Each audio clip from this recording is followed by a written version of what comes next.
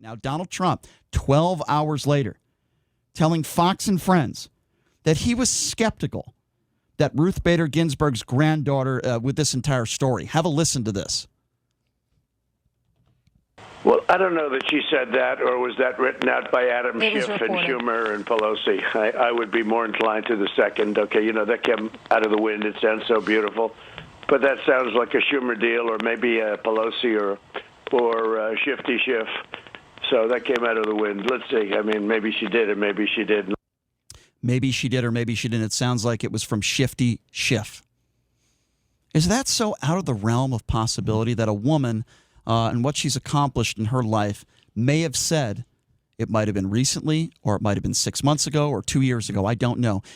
Can it be possible that Ruth Bader Ginsburg did say that she wants the next president to choose her seat? There's nothing wrong with that. I don't think that's going. She said that she doesn't want her seat to be filled until another president has been installed, which would mean that Donald Trump would not be that president. And that could be very possible that is her opinion, and that's what she wants. Well, by that logic, and by the way, the Constitution says nothing about favoring We're not talking about the Constitution. But what it doesn't make a difference whether she said or not. And it does seem a little odd, that we're 45 days away from an election after all this massive smear campaign that's been attempted by the left on trying to make Donald Trump into be this horrible monster. No, he's done that to himself. Actually, he hasn't, Brian. Yes, he has. Actually, I can name you about 100 reasons. Taking things, I know your checklist exists. Yeah, well, it's not a checklist. And about 75% of those are taken out of context. Oh, really? Brian. Really? Yes, they absolutely are. So if I gave you a list of things, you think they're all taken out of context? That being, you just interrupted me, Brian. Why'd you have to interrupt me there? You just accused me of something that's not true. Okay. I'm not taking anything out of context. You take things out of context by the president all the time. No, I'm not. Thank you, Sean. Nope. Thanks for the buzzer. Give me one thing.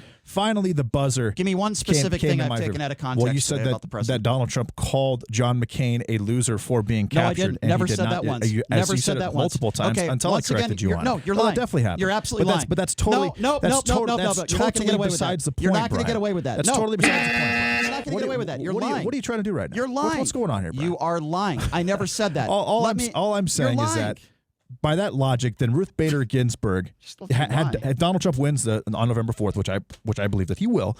But if that happens, then even on January 21st, 2021, Donald Trump still can't be the person to fill that seat according to her dying wish, because it was if a new president is installed, and new president would mean that Donald Trump would not be that president. Okay, so now is it possible that she said that? Of course it is. Okay, I have no idea if she did, but it does seem kind of odd that she wouldn't say her last goodbyes to her family. Okay. And when you say dying wish, it makes it sound like, at least the way it was reported, first of all, it makes it sound like right before she died, she said, that's the very last thing that she said. So can I chime in now? It's been reported by the media a specific way to sound a specific way. Okay, so first of all, when I talk about John McCain and Donald Trump, never have I used the term loser. That is a lie, what you just said. Here's what I say. I say exactly what Donald Trump said, and that is he said he didn't respect John McCain because he was captured, and he said he wasn't a hero because he was captured. Never have I used the term loser, so you are lying. I want to make that very clear. Number two, a new president could also mean that Trump's second term.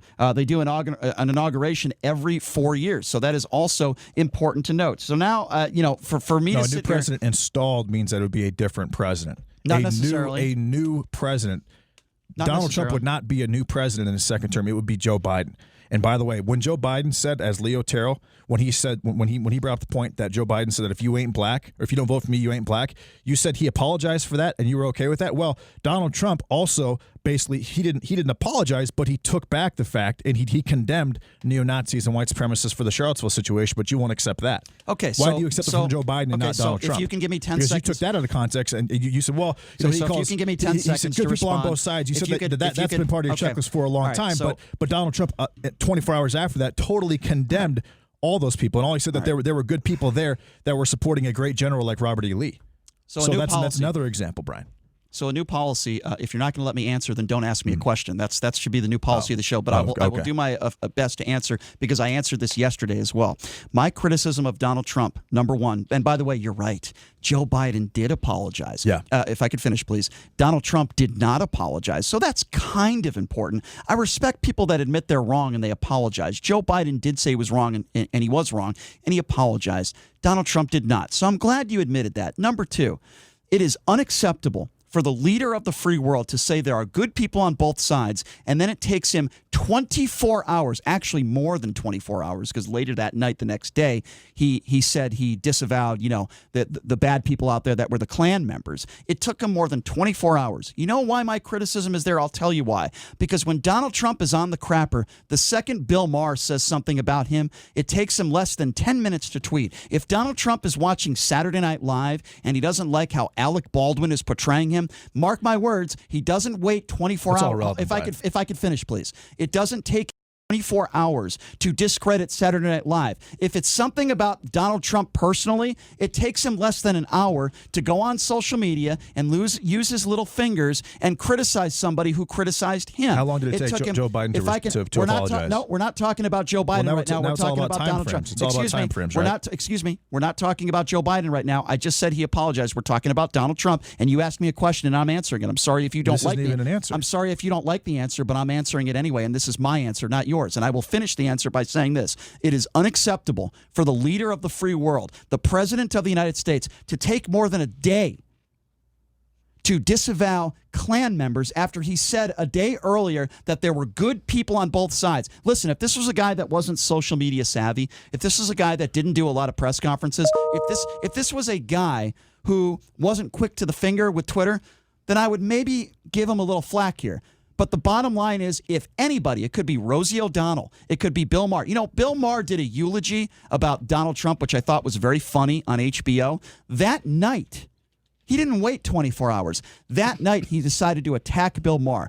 But we want to defend Donald Trump for taking over a day to disavow Klan members who say blood and soil will not replace us. It's absurd. The next time that he spoke in front of an audience, he responded in kind, Brian. He could have gone on social. He never apologized. The next press conference he had. So now you're saying that because he didn't apologize, even though he disavowed and he openly condemned them, that's not the exact same thing as apologizing? Is that another question? Well, no. I mean, you're grasping at straws as reason to justify your hatred for Trump, even though it's taken out of context. Not true. But you give Biden a pass. Not true. Biden said, and I quote, "If you don't vote for me, you ain't black." Did he apologize? Yes. How long did it take? But apparently that time frame doesn't make a difference because it's Joe Biden and Donald Trump. How long did it take him to apologize? I'm just pointing out how much hypocrisy there is. How long did it take Joe Biden to apologize? Do you know? Do you know? I'm asking you. No, I don't know. Do you know? I'm asking you. I have no idea. That's why I asked about the time frame, and you said we're not talking about the time frame. But now suddenly we are. So you don't know? I have no idea. No, I'm guessing it was probably a day or 6 or 7 hours because Joe Biden, like Donald Trump, is very busy. If I could get more than 2 words in, please.